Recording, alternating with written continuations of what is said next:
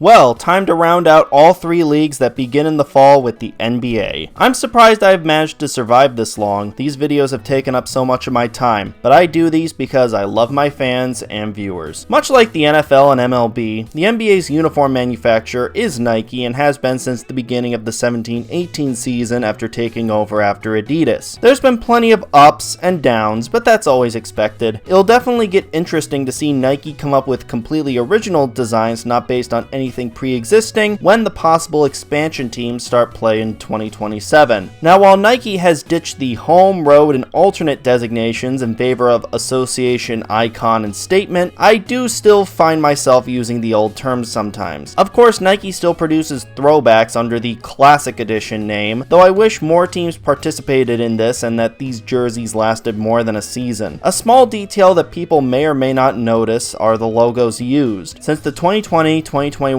season, the Air Jordan logo has been used on every statement jersey due to it being under Nike's umbrella after initially sporting the normal Nike logo. Previously, only the Hornets jerseys featured the Air Jordan logo due to MJ being their owner, even after only holding a minority stake starting last year. And since the 21-22 season, all Classic Edition jerseys sport a throwback Nike logo after, again, previously having a regular Nike logo with some exceptions. Nike's biggest contribution to the NBA easily has been the City Edition program, where each team wears a jersey meant to reference the city they occupy. Said reference can be team related or something in the city, though last year we got a bland sea of black jerseys that failed to impress many. I saw somebody try to fix each one on TikTok and I loved what he did with the Bulls jersey. Nike should hire him pronto. However, with this year, we are flooded with copycats of mostly last year's jerseys in white or a different color. That only justifies everyone saying the program has gotten stale even further. Probably the biggest reason Nike implemented City Edition was to justify them spending $1 billion on the NBA license, in addition to all the new uniforms they come out with every year. The NFL and MLB are the same story. Being in year 7 of the Nike era, I can't help but feel they've been running on fumes, especially when they release minimalist crap that's just a single colored block with nothing to break it up. But hey, at least I've got a ton of jerseys to wear in the summer. Though, call me a conspiracy theorist, I feel the introduction of the mid-season tournament, now called the NBA Cup, was introduced to make these current mediocre city jerseys more desirable by pairing them with the alternate courts meant for this tournament. Other years didn't need this much of a boost to bring in sales, especially the